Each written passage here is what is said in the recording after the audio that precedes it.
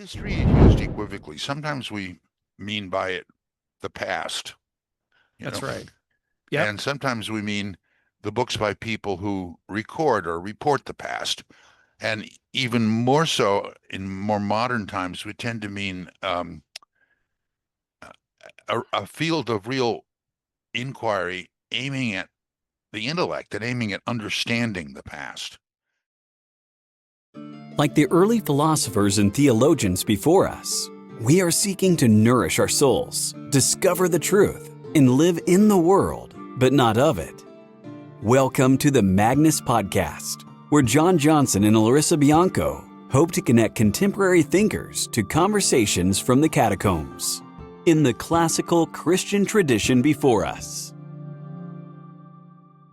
Hey, everybody. Welcome back to the Magnus Podcast. I am John Johnson, joined today by a very special guest, tutor at Thomas Aquinas College, Dr. Richard Ferrier. Can I call you Richard? Richard? Please do. It's such an honor to have you here. I have many friends from TAC, and it's hard to pick your favorite TAC tutor like it is hard to pick your favorite kid, but you're many's favorite. Many.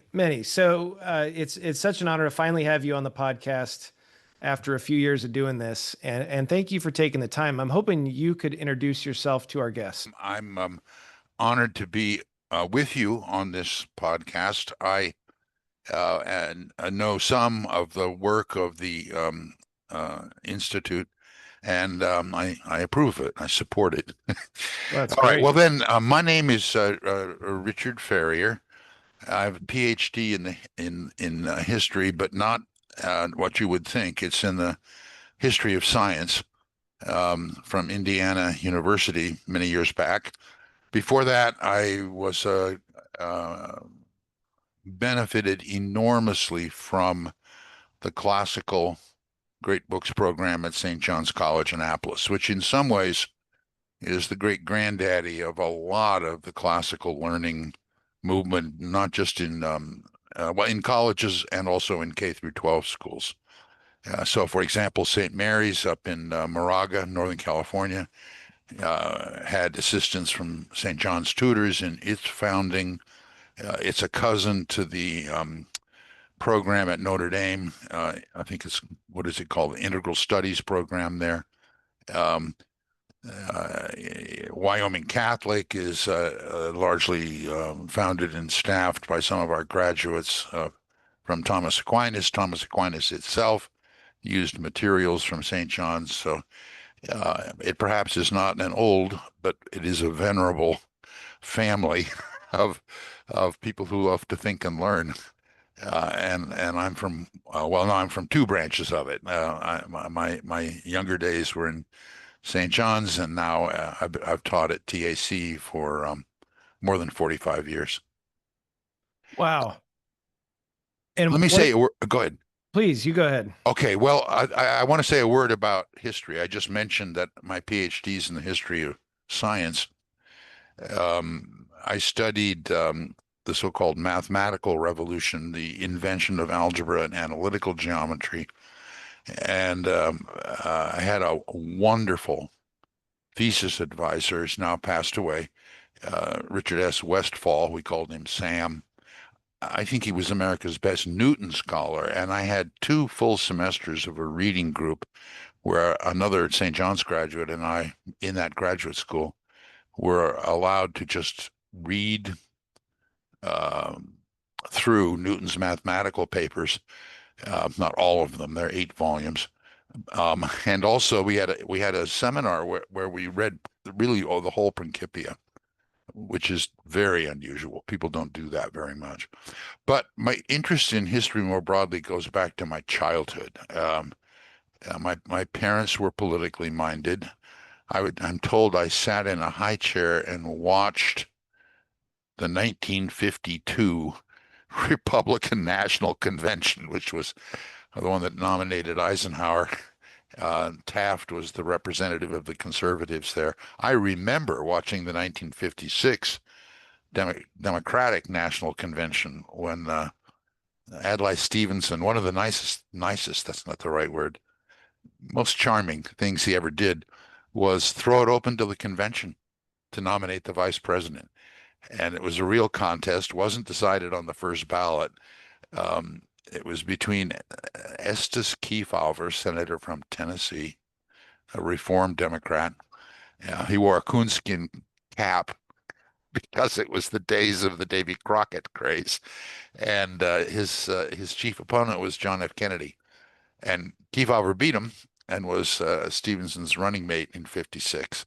I remember watching the numbers go across the screen as they counted the votes for the vice presidential nomination. I have that's back when the Democrats were actually the red party on the electoral maps, right? yes, that drives me nuts, by the way. What a stupid change. The use of red and blue or perhaps green was traditional for decades, and some, I was going to say jackass, but I'll just say meddlesome spirit. One of the networks changed the colors. They went back and forth for a few years and then settled on the current ones. Because they didn't want the Democrats to be associated with red communism. Yeah, that's right. That's really, I think that's really the deep reason for it. Blue is also a cooler color, and red is a hot color. That's right. So it may have gone with the somewhat more aggressive stance of the Democrats in the last few decades. So I want to talk to you about American politics, but yeah, I have a prior question, and Yeah. it's one of the best questions I've ever been asked. I'm not really sure how to answer it, but I know you are. And so here's the question. To what extent is history a liberal art? And if you need to start with a preamble of what history is, that's perfectly okay. all right. The word comes from the Greek historia, and you might be surprised to hear this. Maybe you know it.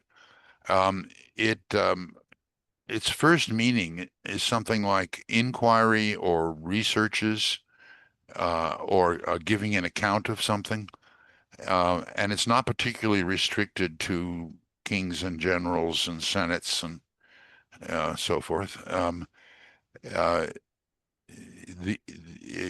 Herodotus called his work the Histories.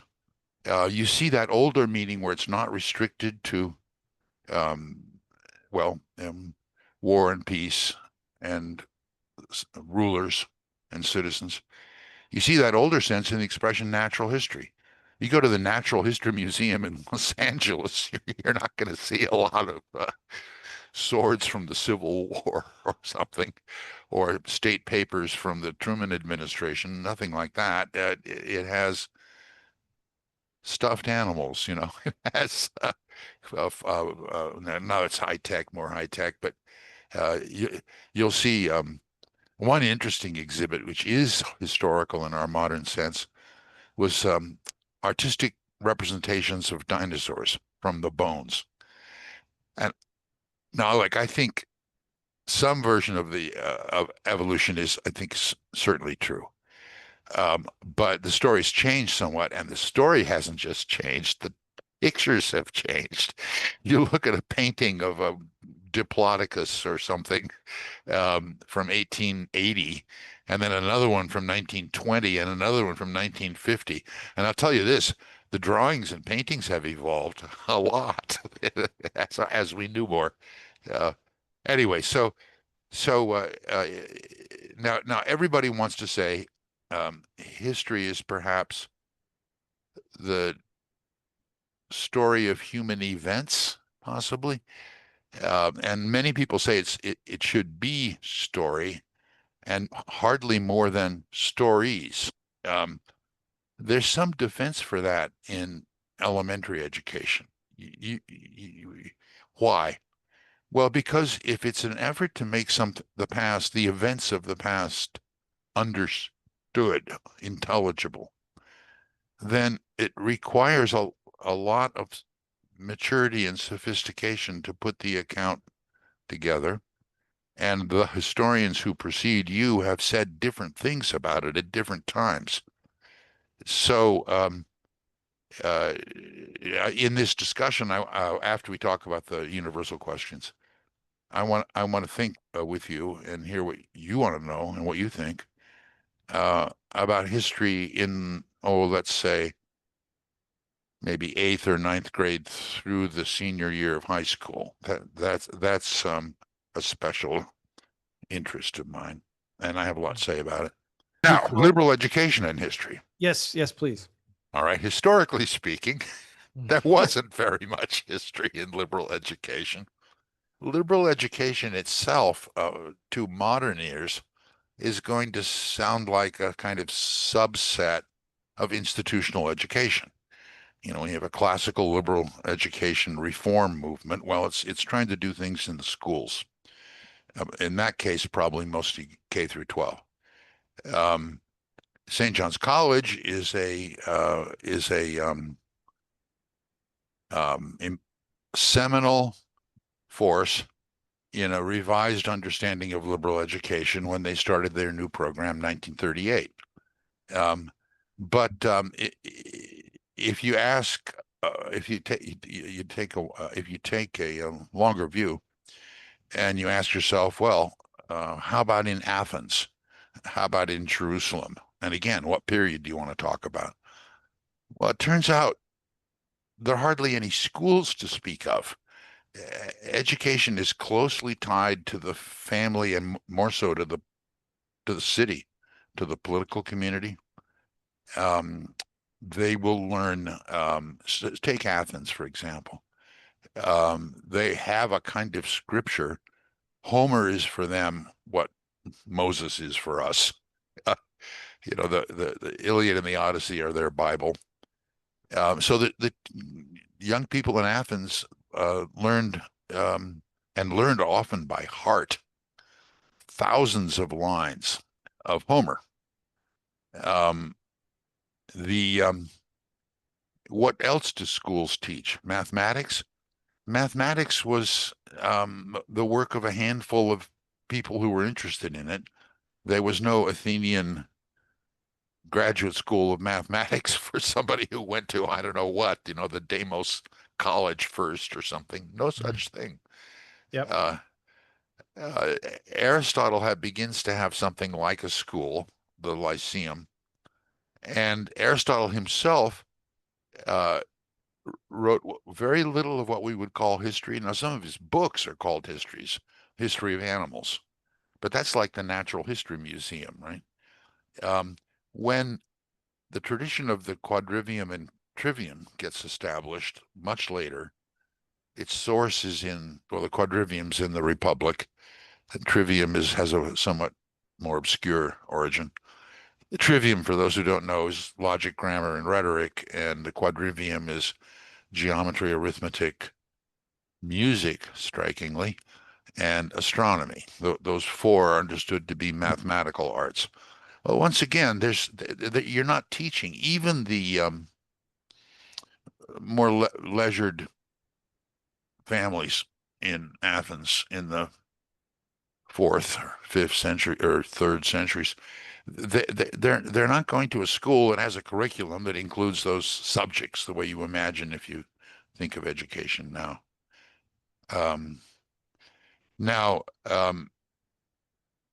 I would say poetry dominated Roman education, and especially where poetry means,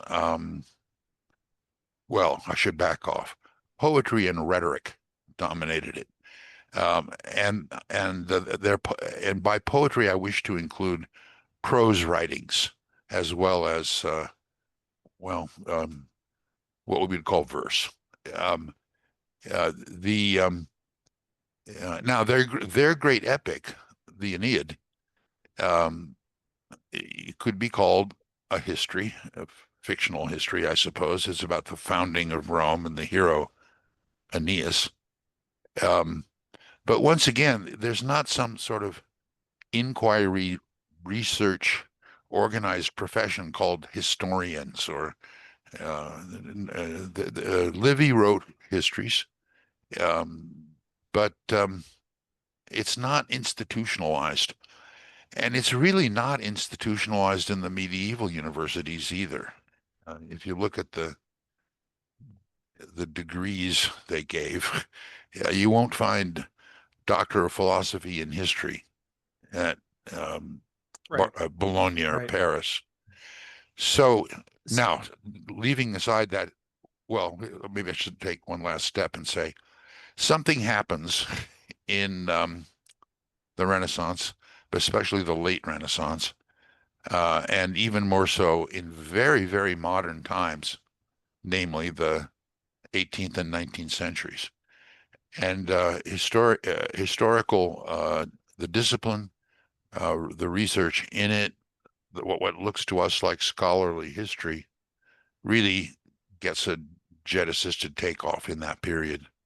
Um, a little-known name, important that way, is Vico, John Battista Vico, who wrote a book called The New Science, and um, uh, and then in the 19th century, Germans especially, but also other Europeans, and learned authors like David Hume and others write histories. It's still not considered very much of a part of the fundamental education of young people, except to this extent, maybe. Um, as the world gets more bureaucratic and education gets more bureaucratic, the young people are more in school now, and they're taught something principally about the history of their own country. Um, my goodness, I'm not doing much of an interview now. I'm giving you a No, lecture. it's very helpful actually. I don't know if I would call myself an armchair historian. I guess Mhm. history is not historian is not a protected term. So anybody who's interested, Right, we're all right. historians here.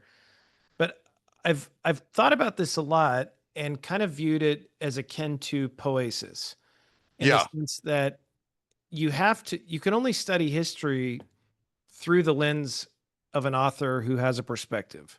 There's that's no way true. to objectively do history in a way that you would objectively do geometry or astronomy or even grammar in a different sense. History has to come through somebody, which means that you're ingesting an art, and that art can point to different places. And it can be, we all kind of know what bad history is. It's usually a lot like historicism. It's somebody who's using facts in the crudest sense of the word to make a point.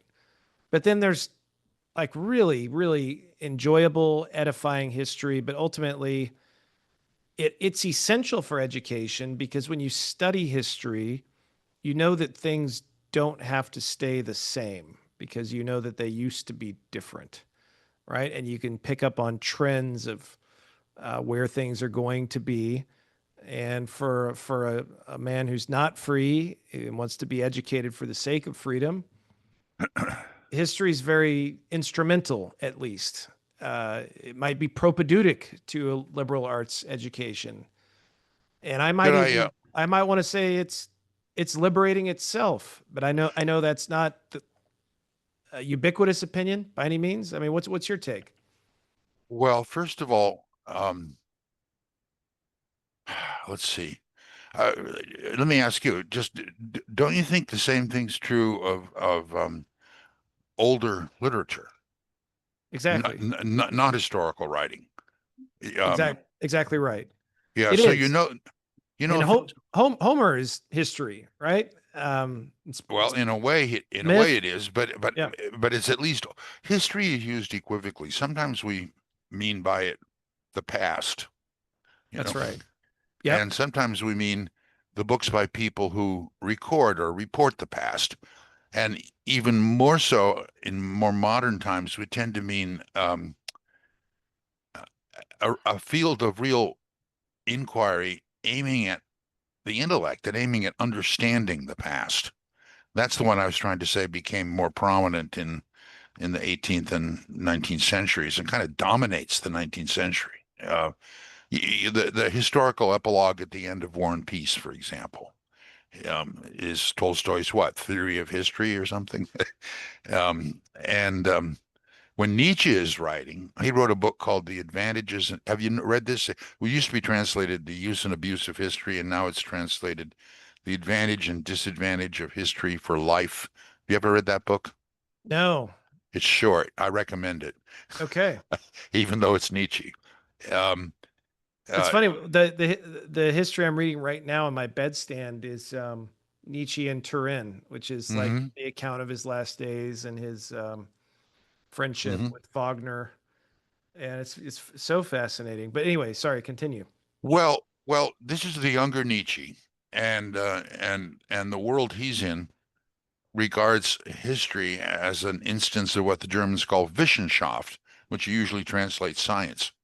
It doesn't mean natural science; it means knowledge, you know, um, and knowledge with, as Aristotle would agree, with an account that identifies causes, wants to know why the object it's looking at is the way it is.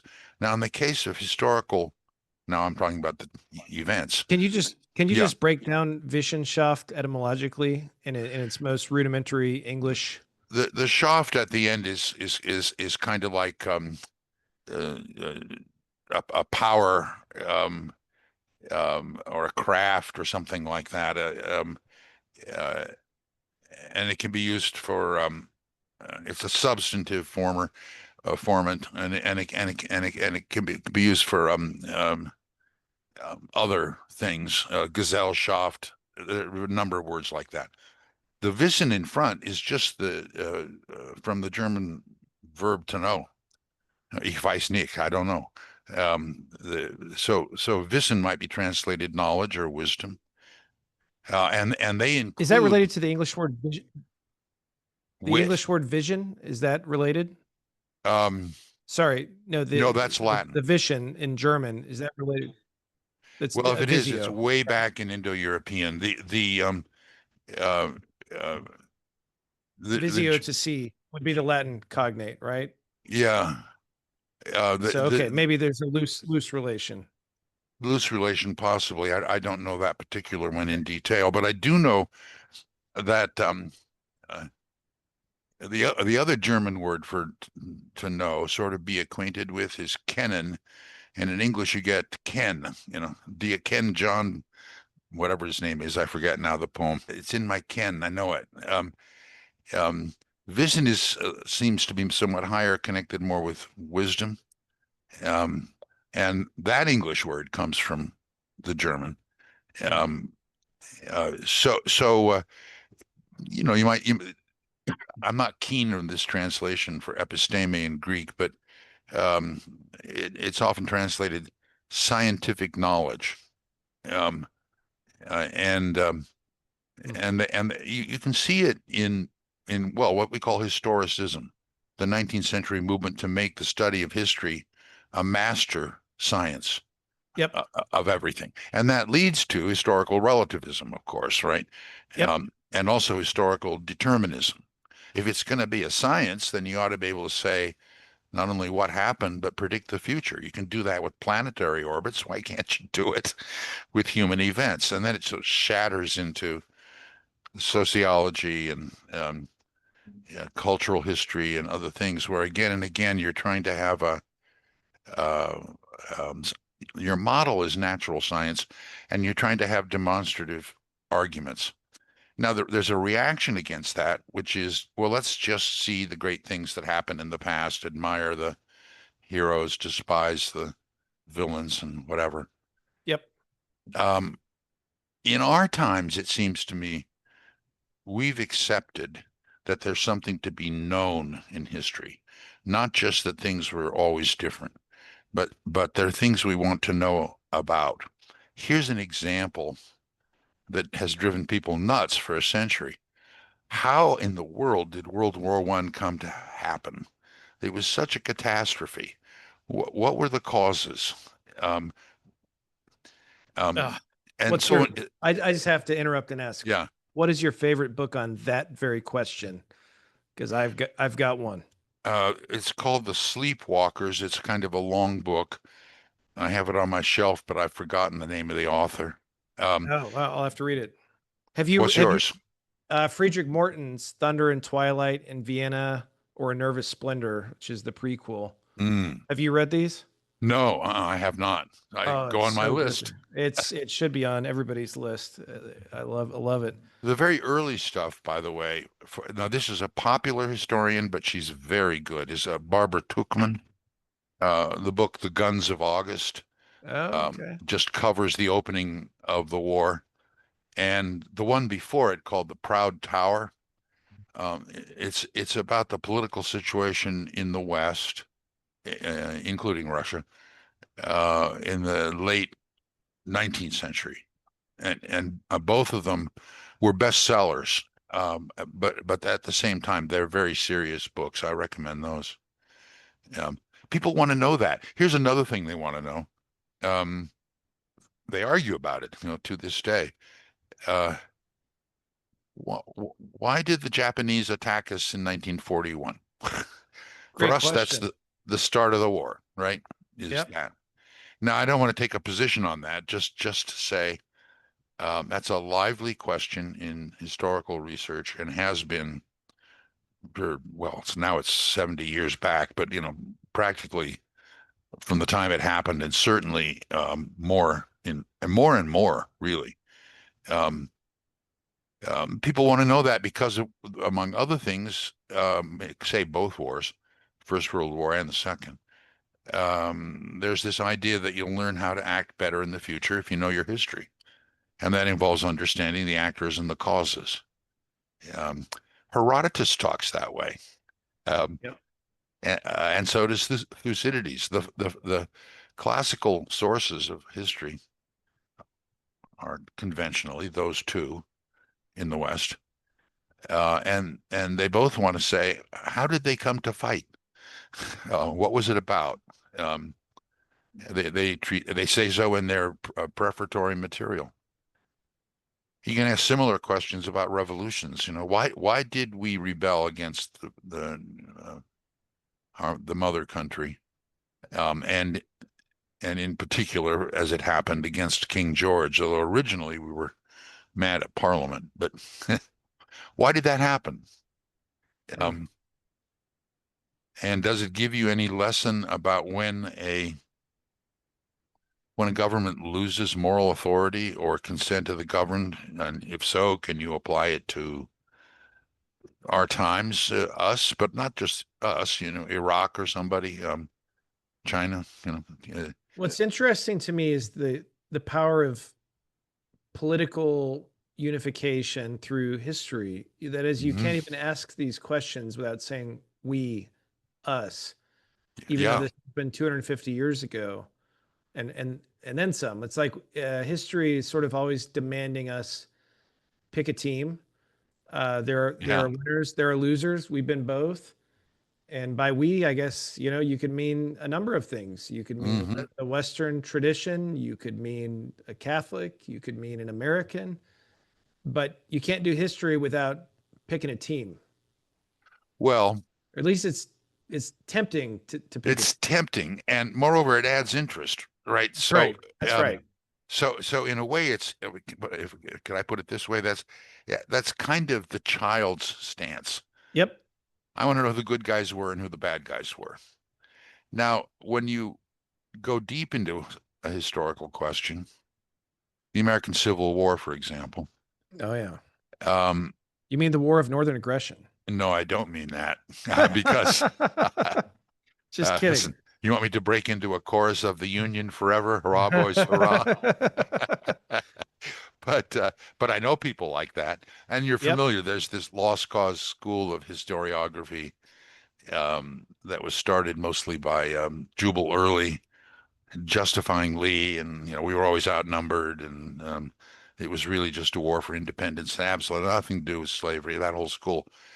Um, Yep. well, they're kids in the Deep South, particularly years back, decades back, for whom that was the story. Then that's what they were taught in some of those schools. Um, Now, when you study it more, you get the temptation to say, I can't judge anything. I don't know. They were heroic figures, courageous men, vindictive men, stupid men, whatever. Women too. Um, Yep. and you just throw up your hands, and what did Henry Ford say about history? It's just one damn thing after another. But I don't think that's the way to go. I think you actually can, not the way you do in chemistry, and even the natural sciences have gotten remarkably fuzzy and complex lately.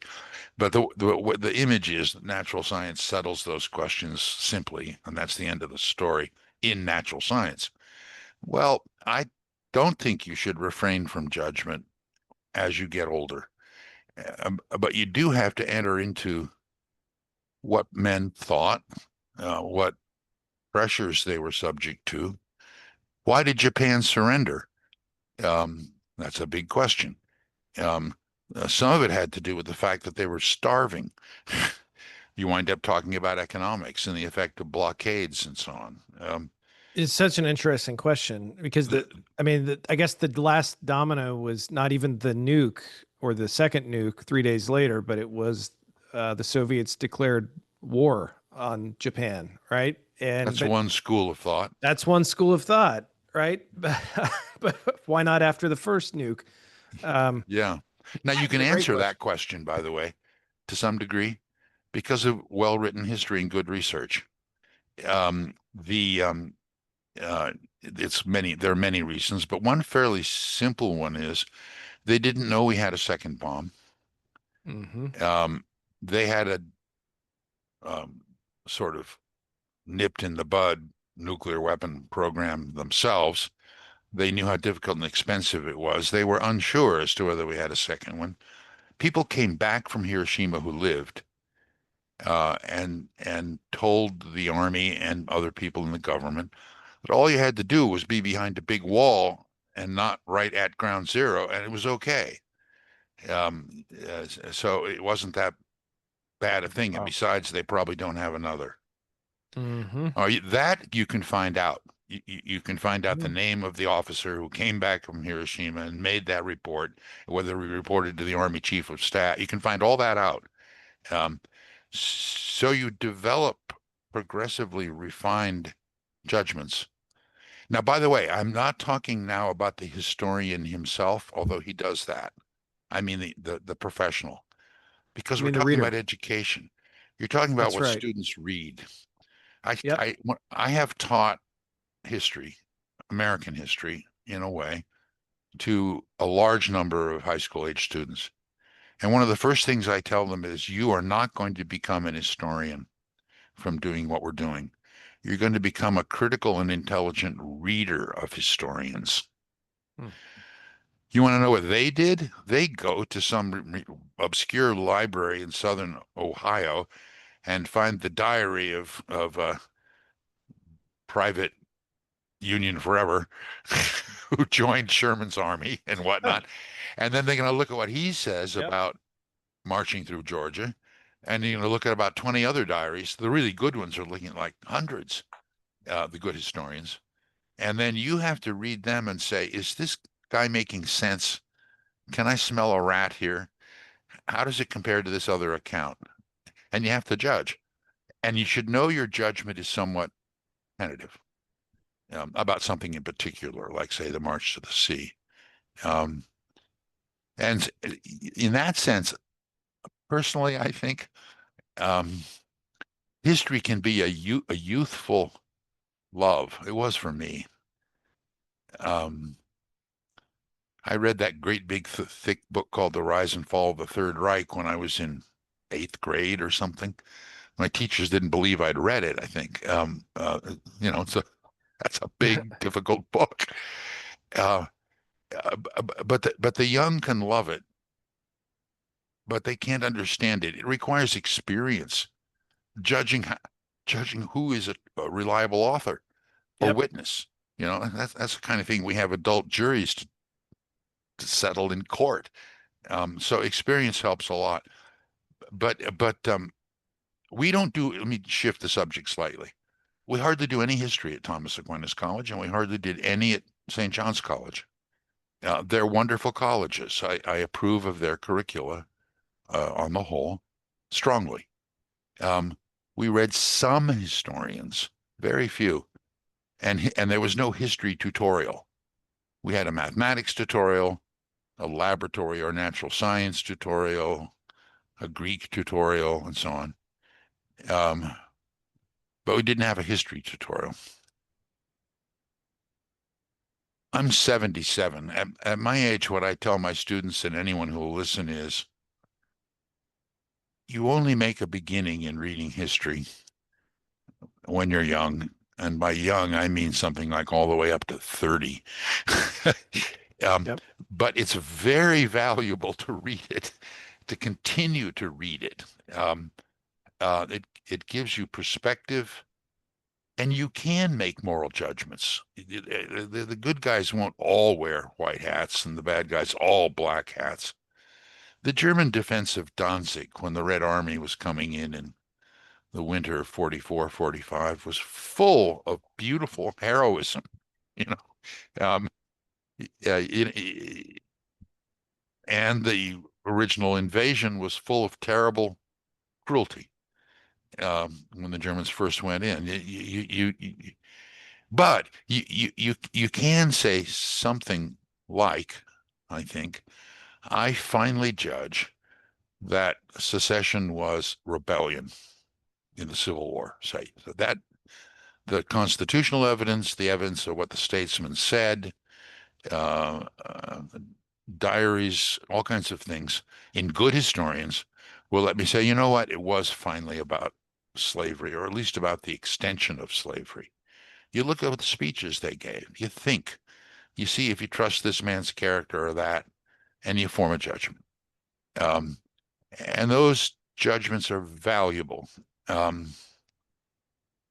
think they're helpful in your own moral depth, in your own moral understanding. Everybody wants to apply immediately to today, but I don't, not right away. Sorry, go ahead. So we know how the Hegelian Marxists treat history sociologically, like that there's an end to this, like in a teleological sense. Yes. And progression, and this is unfolding, and all these words. So that aside, do you think that the history of human events is at all typological for something metaphysically deeper? I don't know if I'm asking the question in the most articulate way, but does all the stuff that's happened to us mean something? And I think the answer has to be yes, because everything means something. But how do we even have that discussion without sounding like a Hegelio-Marxist? Or a somewhat dogmatic Catholic apologist, another temptation like that. I think that's right. And I think, you have take Luke's gospel, which is in many ways the first Christian work of history. I mean, Luke was through and through a historian, objective, not a Jew, right? But all this stuff that happens in, say, the life of St. Peter, he draws his sword and he denies Christ. And then you can zoom out and see the life of St. Peter in the Gospels typologically played out through the papacy and its history. Yes, Peter draws his sword, the church does the crusades, and Peter denies Christ, and the popes have denied Christ in various ways, right? But then they come back, and is that safe to do? Well, I don't know about safe, but it's attractive, and it's attractive for a good reason, because you want to, without being arrogant or overconfident, you want to see the accomplishment of especially good purposes in all the mess and struggle of human affairs. You should want to do that. So, say about Christianity, one thing that I've seen more clearly as I've gotten older is whatever the smoke and noise is about feminist or anti-feminist controversies, whatever that is, there was a dramatic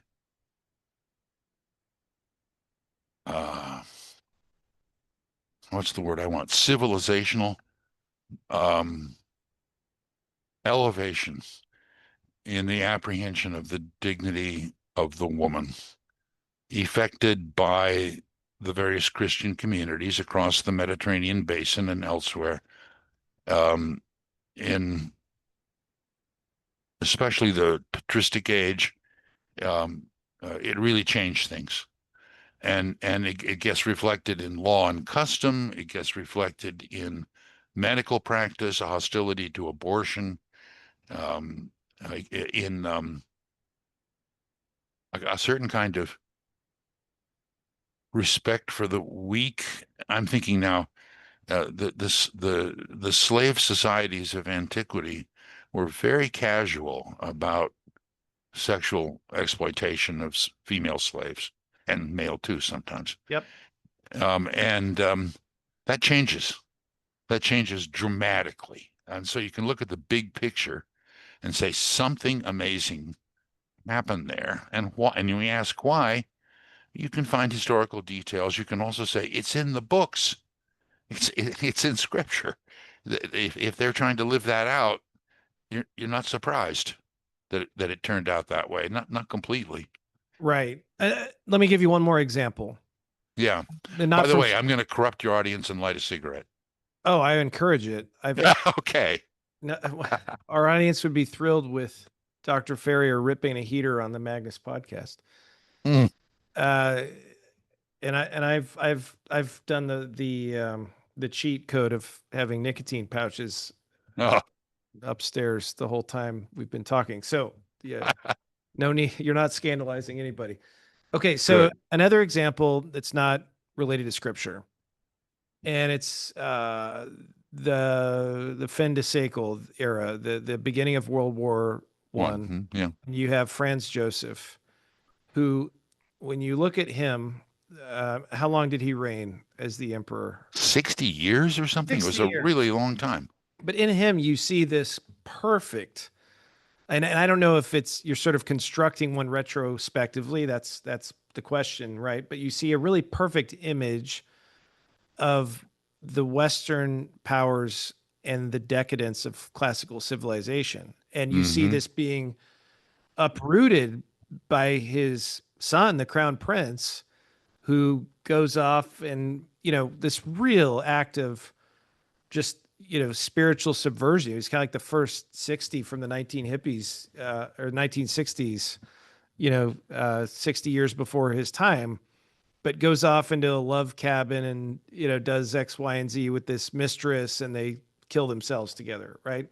But you see this old man in all of his grandeur, but in such a decadent state that you can't help but see a perfect image for the very civilization he represents. Right. I think that's right. And I have friends who are not just nostalgic and romantic about the Habsburgs, but who will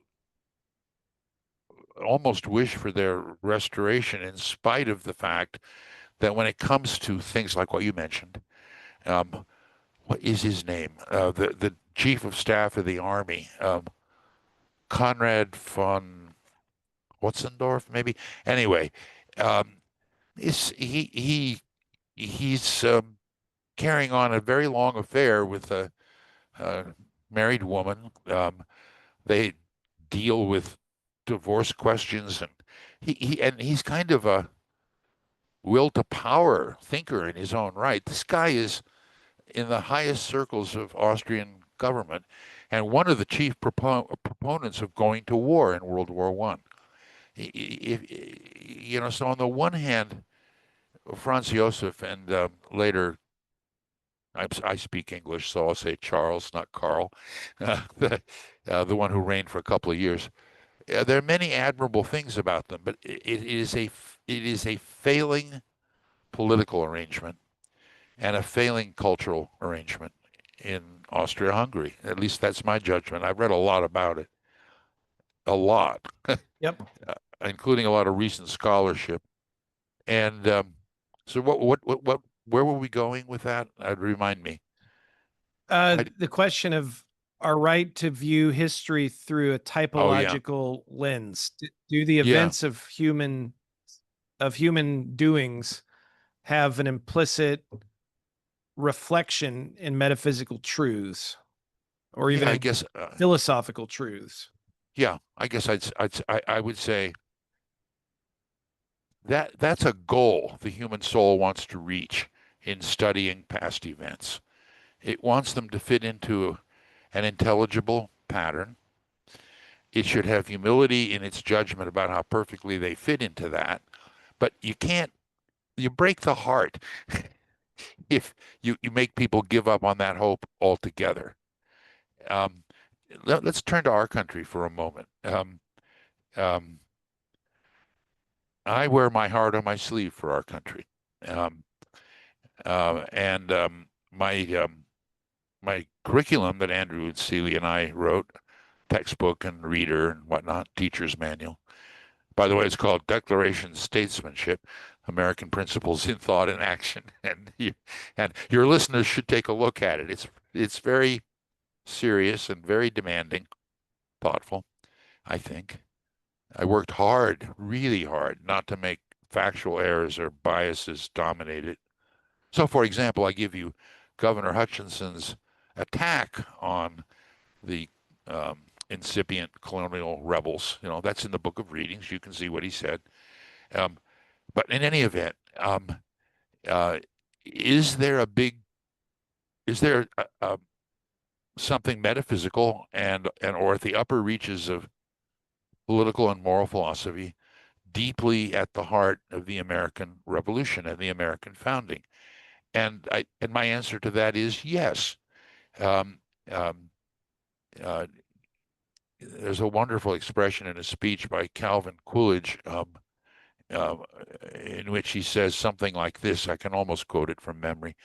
They believed in the equality of men because they believed in the brotherhood of man under the fatherhood of God. That's what he says.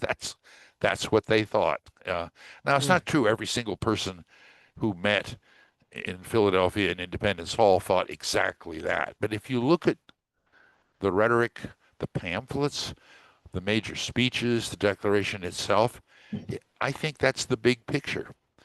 And that picture, where that picture is portrayed in a way best of all? It's portrayed best of all in the hymn "America the Beautiful," and especially in the last verse. Um, Oh, beautiful for patriot's dream that sees beyond the years. Thine alabaster cities gleams undimmed by human tears. Um, it's it's a vision of a political order that approximates the New Jerusalem, in which all tears are wiped away, and the powerful don't oppress the weak. That's what the woman who wrote that. Bates is her name, I think. Uh, wrote that on an excursion to Colorado where she went up to the top of Pikes Peak and looked over the golden fields of grain and the purple mountain majesties. And she starts with nature, but then the tone changes. Then you have the pilgrim's feet whose stern impassioned stress a thoroughfare for freedom beat across the wilderness. But you have corrections too. God, mend thine every flaw, confirm thy soul in self-control, thy liberty in law. I'm 65 miles from downtown Los Angeles as we speak. That hymn is a prayer that we be both free and, what's the word? I was going to say moderate, but that's too weak a word. That we should have ordered liberty, that our liberty is ordered, and it's essential to it that it be confirmed, which I think also here means strengthened, like the sacrament of confirmation, in law. When it get the verse that describes the um,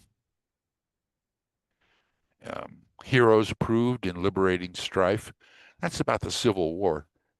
I mean, what liberating strife would she have been talking about in whenever she wrote it in the 1920s, I think? Um, who more than self their country loved, and mercy more than life. Mercy.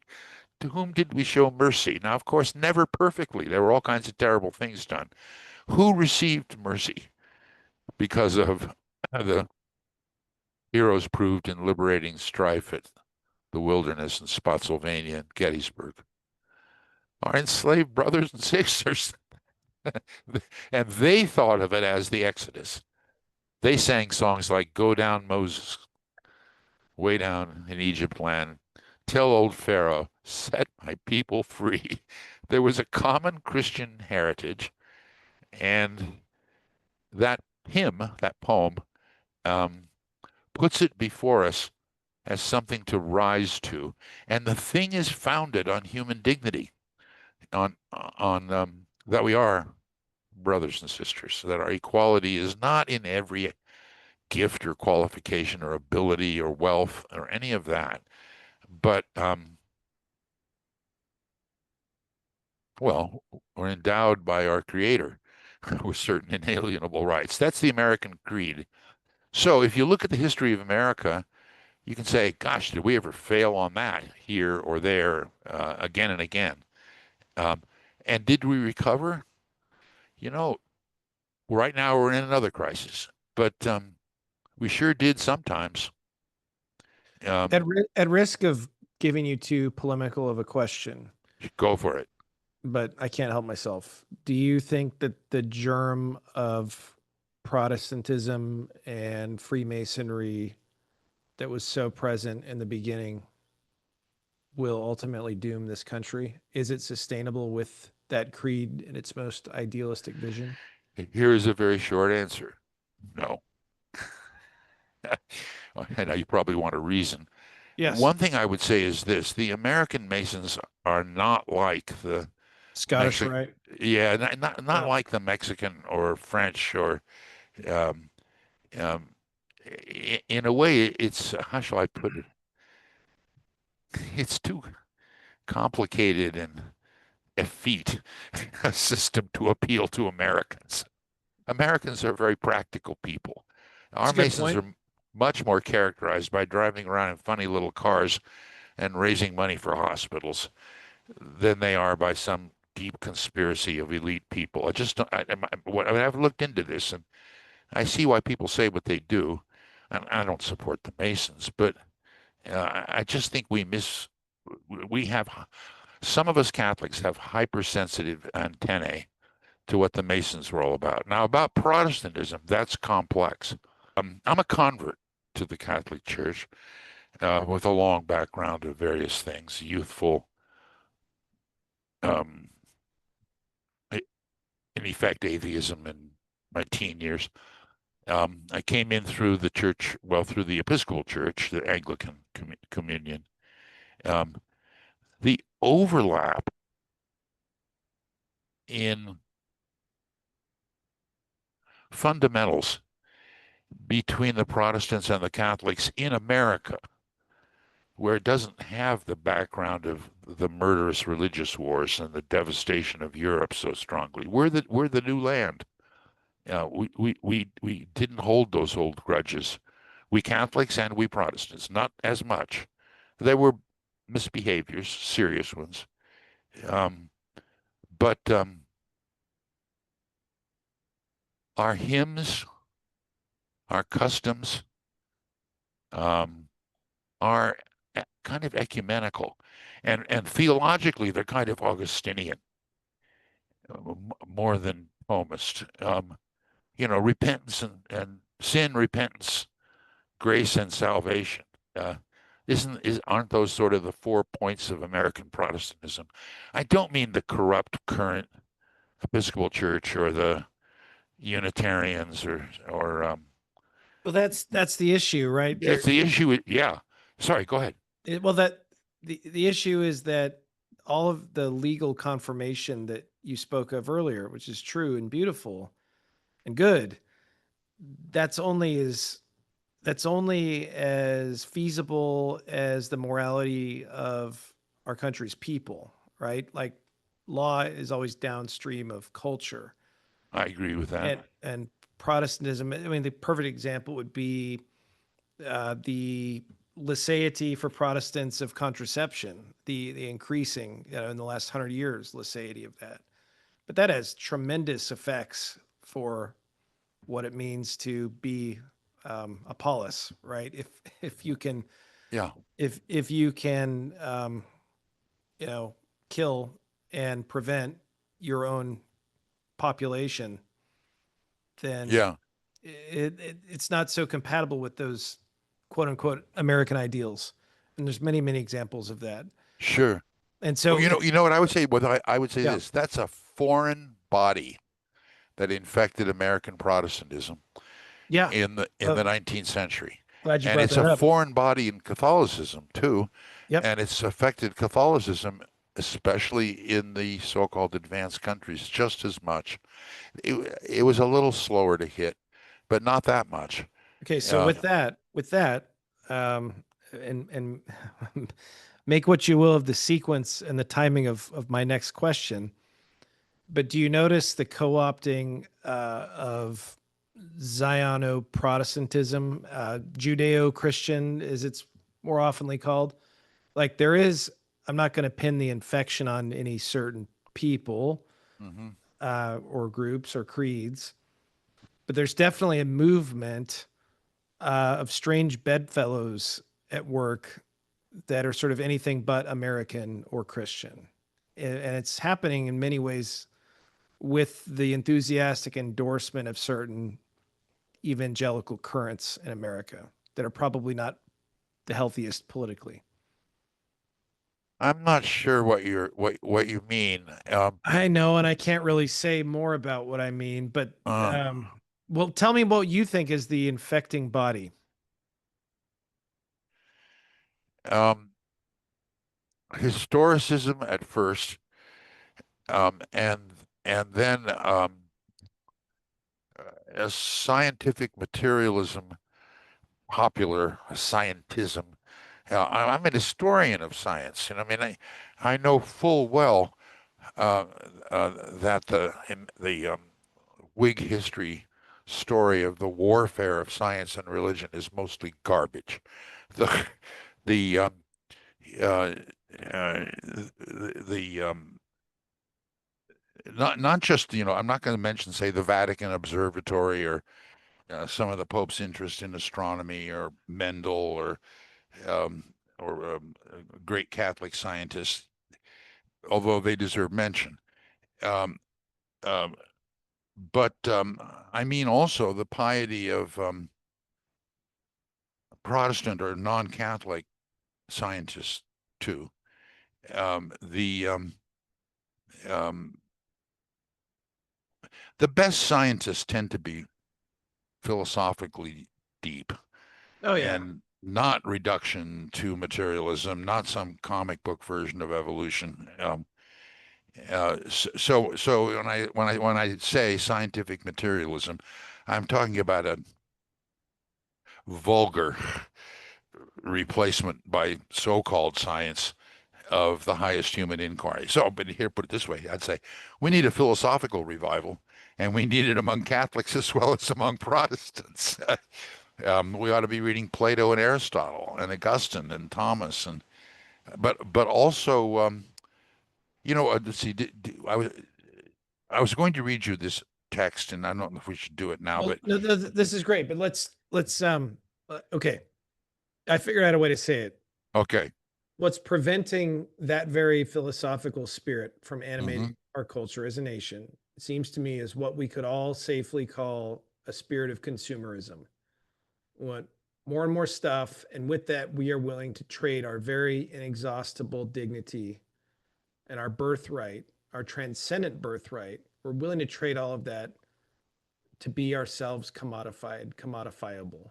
And this manifests since the Industrial Revolution in many different ways, the corporate workplace, the separation of the home from the economy, right? Where you have to go away from your home to work, the movement of women from their own domestic economy to go out and work and I'll vote. give you that last one in And vote. spades. I agree with that.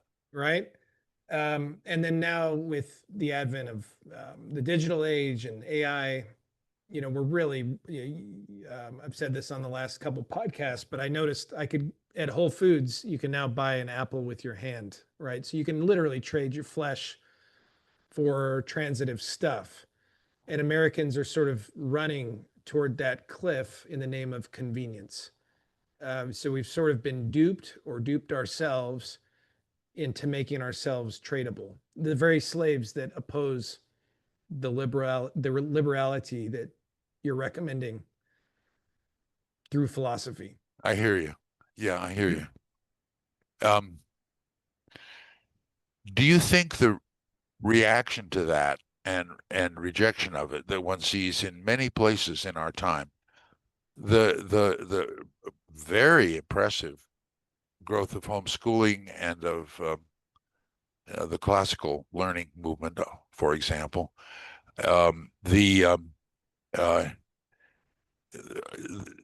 this one's weaker, but what looks to be like a plateau in reduction of religious faith. It's been going down. When the highest percentage of churchgoers in the United States took place? You want to guess? A decade? Okay, so my guess would be the 1950s, but I have a feeling that's wrong. You're close. It's the 1960s. That is surprising, but yeah, I mean, maybe the Jesus movement in Protestantism. Well, but no, just ordinary white bread Protestantism, also black Protestantism, also Catholic church attendance, reached a peak then. And, politicians try to respond to the public mind in order to get elected. How many countries have politicians of both parties who habitually sprinkle their speeches or put at the end, God bless America, or, God bless fill in the blank, Denmark or something, right? We do it. We do that because we are not dead yet. We're not dead yet. And frankly, your college is great evidence of that. And, my alma mater, St. Mary's College, went a very different way and is just bankrupting itself out of students. You went to St. Mary's up in Moraga, is that right? Or yes. Where? Yes, Moraga. Yeah. The one you mentioned at the beginning of the podcast. Yeah. But it went a different way, and it's dying. It's basically a very expensive, very beautiful state college, and they're killing the integral studies department. They're killing the philosophy department. It's very tragic. But Thomas Aquinas College, on the other hand, all founded by St. Mary's grads, as I love to say, is going a very different direction. And we opened the new campus. Opening a new campus, booming, healthy financially. And so you have a very which way Western man moment. You do. And this institute, AMI, and its little modest success is small evidence of this sort of revival in our homeschooling movements. And there's so much to be hopeful about. That's why we're doing what we're doing. There's no doubt about it. The question is, will we be ultimately, A, the diaspora, B, the ones having to rebuild something from the ashes, or C, martyrs, which is its own victory and probably the best option and the worst option at the same time. That's well put. I don't know. Yogi Berra once said it's hard to make predictions, especially about the future. Yeah. I don't know. What I'm doing is, it's the reason I don't seek out a particular parish suitable to me. My motto is serve where you're called. And Amen. Do your part, pay your dues. And in the end, all shall be well and all shall be exceeding well, as Julian of Norwich said. But how we get there, I don't know. I know what to do locally. I know what to do with the students who study our curriculum. I know how to point out to them the deep religious roots of the American idea of liberty. I know how to do that. And they have some, shall I call it natural patriotism? When you show them what's beautiful in our ideals and in our actions in the past, it moves them. That old communist Pete Seeger has that song about the concrete being laid down and the grass growing up anyway through the cracks. That's a, I mean, he was Yes. quite a leftist, but his position there is something like, underneath it all, things are fundamentally good. And what do? You water the plants that are on your property. You share it. You give your cuttings away to other people. I mean, speaking metaphorically, but Amen. actually literally too, about my own garden. That's just what I do. It's good of you. And that's the beautiful thing about being Catholic, is that you belong to the one unkillable institution. And the gates of hell shall not prevail against it. That's right. The only question is whether we'll end our story in that institution.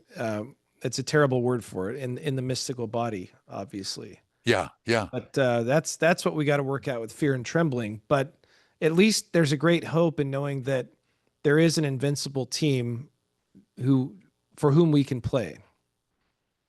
So I know we're running out of time, Dr. Ferrier, but I want to ask you some, just if we could digress back into just actual historical questions, because I have so many for you as an American historian. Well, I know a lot of European history, but American history and intellectual history. Okay, here's the first one. Have you looked into the role of Roosevelt in the nukes dropped on Japan? And by Roosevelt, I don't mean Franklin. I mean Teddy. Have you? This is quite a mind bender, actually. Have you had any? Tell me what you're thinking. I mean, if you're thinking about idolizing the strong. No.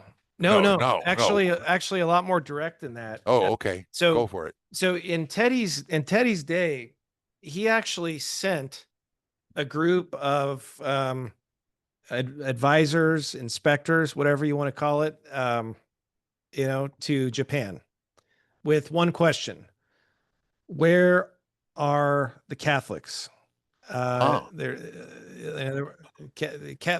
Japan is becoming more rapidly than anybody could have guessed through the missionary efforts. Like, there seem to be a lot of Catholic pockets popping up.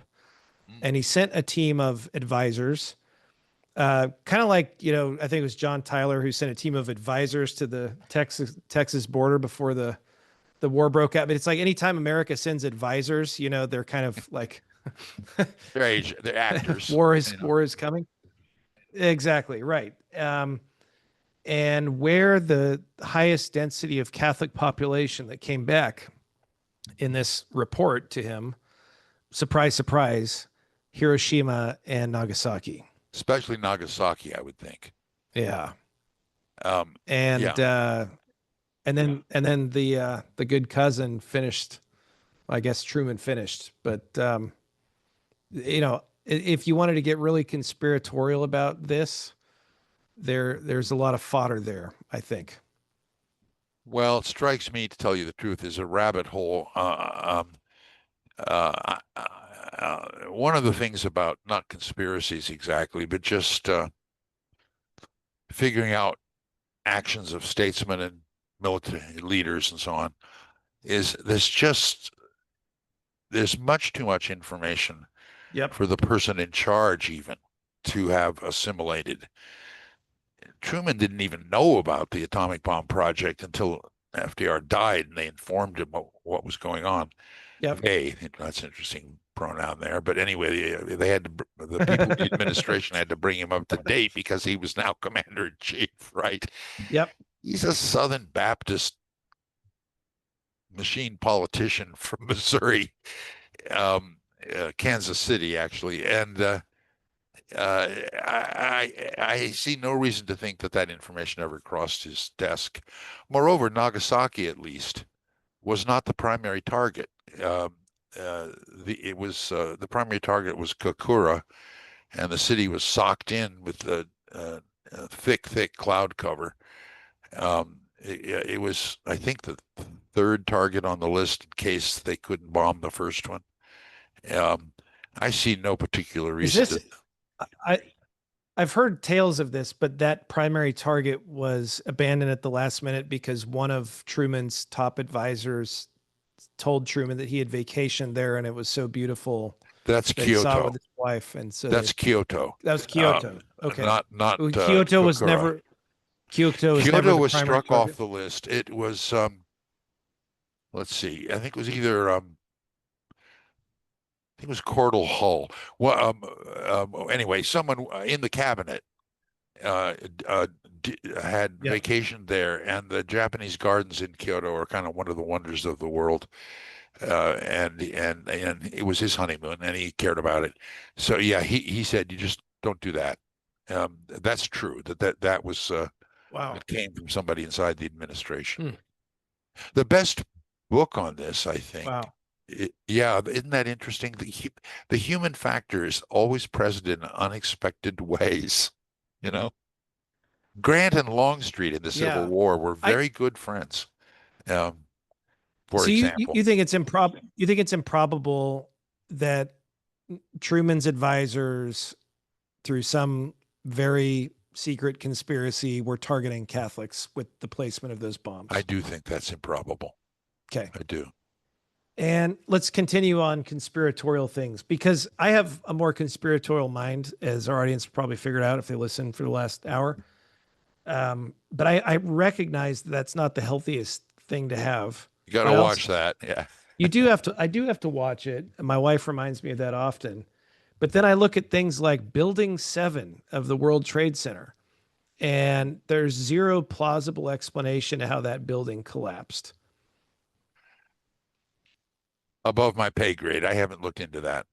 Yeah. Are we afraid to look into it because we don't want to sound like kooks? Because I got nothing to lose, you know?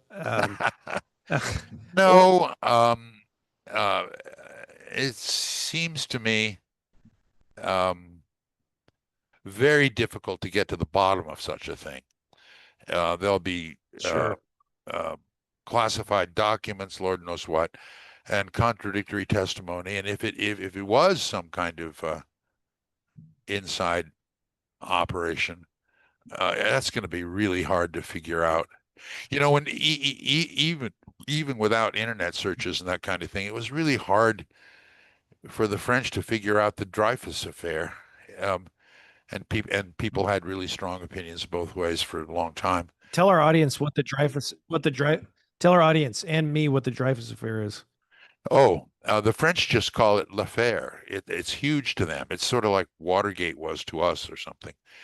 Alfred Dreyfus was a captain in the French army, late 19th century, and a Jew.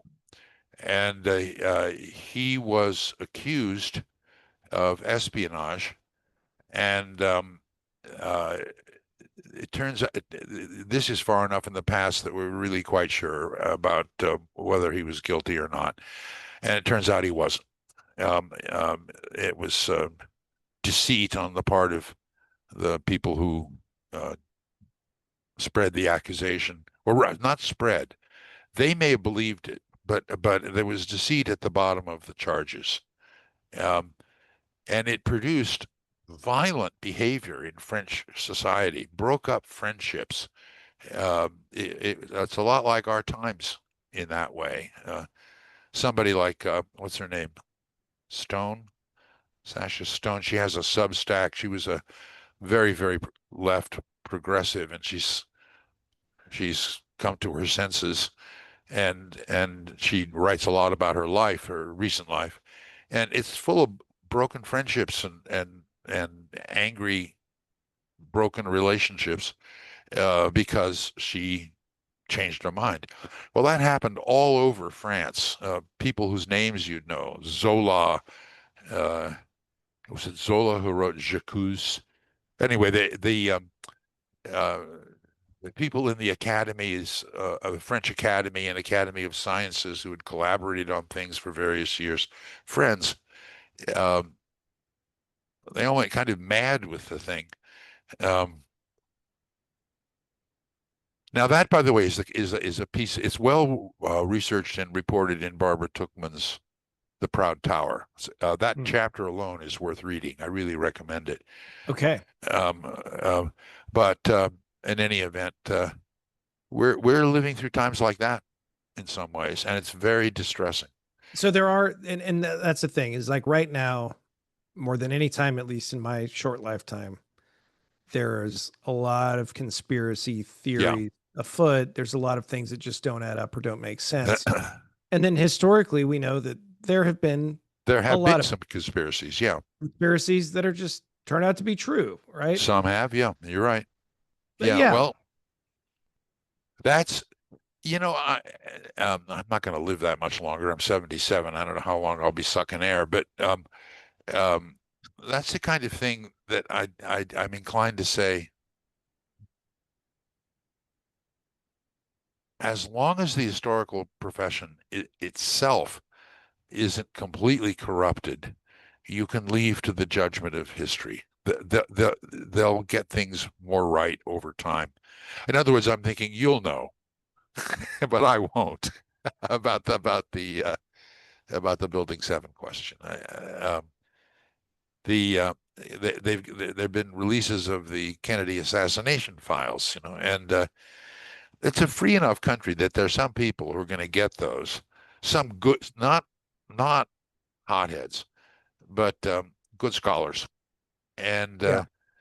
the case will unfold more perfectly um, in time.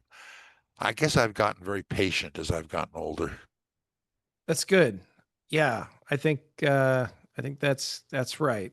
And it's you can ask questions as long as there's a fruitfulness to your inquiry, I think. Yeah. The risk of conspiratorial thinking is that you just want to make everybody else this boogeyman oppressor and spin your wheels about it to no end, which isn't safe. Now, in my little world, uh, uh, Thomas Aquinas College and my friends and whatnot, and people whom I respect in the intellectual world, I have actually uncovered a small conspiracy Oh, let's hear it. in a controversy. Well, it was about accreditation of colleges. And there are many layers to the story. It will take too long to tell the whole thing, but it comes to this. The accreditation agencies are non-governmental bureaucracies. They pretend that they reflect the membership colleges, but they develop their own culture. And in the 80s, um, diversity became a big thing. Um, and um, and the people at Thomas Aquinas College, confronted the accreditation agency with their own mandates and statements and behavior and whatnot, and basically said, given who we are, this threatens our existence and integrity. So our answer to this is going to be no, we will not do this. Um, uh, the issue went nationwide. Hmm. I had I myself pretty much generated two editorials in the Wall Street Journal and one column by George Will defending us. Wow. I Oh, also that's got the great. editor of the Sacramento Bee, which was a liberal paper, on our side by having documents and fax machines and spreading the word. And the people were honest enough, especially this guy, Peter Schragg's his name. He's an old New Deal Democrat, JFK Democrat. I like him. Anyway, the issue then went nationwide. What year was this? What year Well, was it's this, by the way? um, roughly 1989 up to about 1995 or six. I got a Okay. lot of gray Great. hair from all the time I spent on it. Yeah. Yeah. Um, the we had a friend in the education department, in the secretary, Lamar Alexander, who um, convened meetings in Washington about reforming accreditation, and the accreditation agencies came back with plans to make it not regional but national. That in that fight, the agencies, I found out, really wanted their same policies. It's just they wanted them to be centralized and top down more than region by region. There are about 6 of these regional accrediting agencies.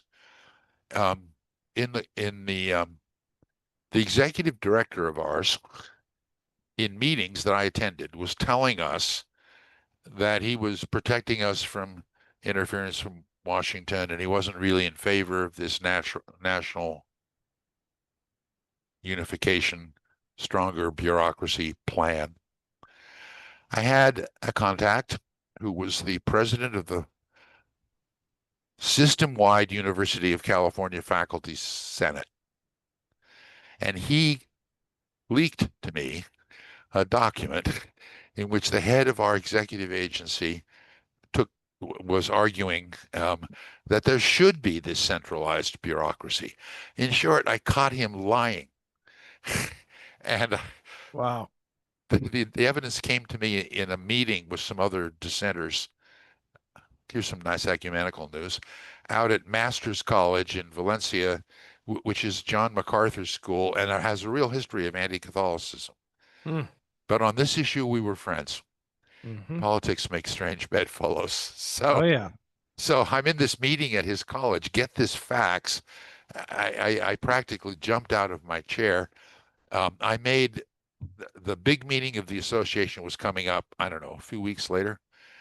And I used the facilities of Thomas Aquinas College to produce about 120 Xerox copies of the document and took them in a large briefcase to the door outside the hotel where the meeting was and passed them out to the representatives of the colleges and universities in California and Hawaii who were there for the meeting. Wow. The assistant director he came up to me and said, "This is so divisive. Don't do this. I can't believe you're doing this." And I basically said, I stand here. I can do nothing else. And so I did it. Stanford came to our side, Caltech, USC, and by the way, St. Mary's. Yep. Back in those days. Brother, always a wonderful man. What was his name? Brother Mel. Brother Mel. Yeah, I love Brother Mel. Anyway, so he stood up with us, plus a number of Protestant colleges. And then we got national press. And the executive director finally resigned. And the initiative retreated. And we won. Good job. Wow. That's amazing. So that's one experience like that I've had. So there really was a kind of conspiracy.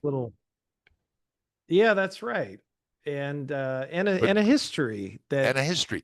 But boy, you got to do your homework. And a history. You know what I mean? I couldn't say I suspect it. Look at this. This guy knows that one. That one knows the other one. I smell a rat. That didn't do. I had documents. That's right. That you got to bring the sauce. That's right. You got to bring the sauce. Okay. Right? That's right. Let's lightning round here because there's so much more I want to ask you, but we're flat out of time, Doctor. What's the most interesting period in history for your money to study? 19th century America, but close to it, the period of the Peloponnesian War in the 4th century in Athens versus Sparta. Quite the spread. Next question. Who's your favorite historian to read? That's hard. Well, let's see. I've been reading so many lately. Could you give me a subfield of history? No. Okay.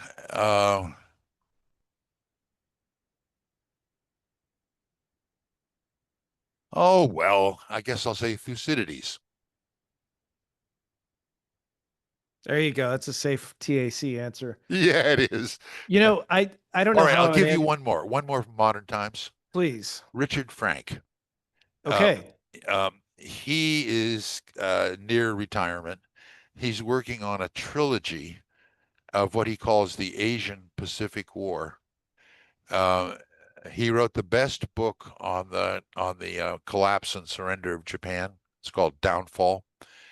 And he calls it the Asian Pacific War because late in his research career, it dawned on him more and more clearly how huge in human suffering and how important in history overall the Japanese-Chinese war was Hmm. in World War II.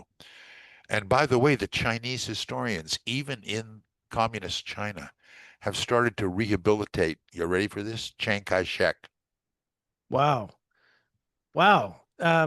It's curious to me on that question of your favorite historian. Are you were you tempted to put a historian of philosophy in that list? I mean, if somebody asked me that, I might say a guy like Jill Son or Joseph Pieper, at least in the last 100 years. Yeah, I can take my philosophy and work out my own history. I don't Got it. need a, Okay. yeah. Most overrated historian that is like popular but not very great to read. Arthur Schlesinger Jr. Hmm. Not Paul Johnson, huh? Yeah, I enjoy Johnson and he has insights, but he's not either on my favorite list or on my, oh, Yeah. watch out for this guy list. Okay, good. That's all I got, Dr. Ferrier. This has been amazing to talk to you after all these years in this I've format. enjoyed it So so thank you much. for your time. I really have. I just I'm hope I so didn't glad. And the talk too more much. not at all, not at all. And I think, I'm looking at the calendar. It's June 12th as we tape this, but this might be a great episode to release on the 4th of July. Oh, And it would. That'd be great. And I've I recommend for the 4th of July Calvin Coolidge's speech on the 150th anniversary of the Declaration. oh yeah. Oh, stick that in my veins. Absolutely my favorite president, by the way, Calvin Mine Coolidge. too. Oh, Well, all right, Washington maybe, but at least yeah, in the last 150, 150 now. I is that right? That's Yeah, right. that'll exclude Lincoln. I really admire Lincoln too, but of the modern presidents, Coolidge is the man. And he knew his history. He won a prize for an essay on the colonial America when he was a high school senior, a national prize. Yeah, and probably after Quincy Adams, or at least definitely in the modern era, probably the most liberally educated president, would you say? Yes, I would. I After would say Quincy that. after Yeah, Quincy Adams. yeah, he's incredibly well read and deep. He's worth Yeah. reading too. Yeah. Oh, that's a great question to end on. Dr. Okay. Richard Ferrier, thank you so much for your time. And for anybody listening, if you want to take live online classes in the great books, Trivium and Quadrivium, if you want to support great institutions like Thomas Aquinas College and participate from afar, if brick and mortar is not in the cards for you, please check out magnusinstitute.org for way more. Thank you. Okay. Thank you, Dr. Ferrier. Great talking to you. My best to all of you there. You Bye-bye. too. God bless. Bye bye.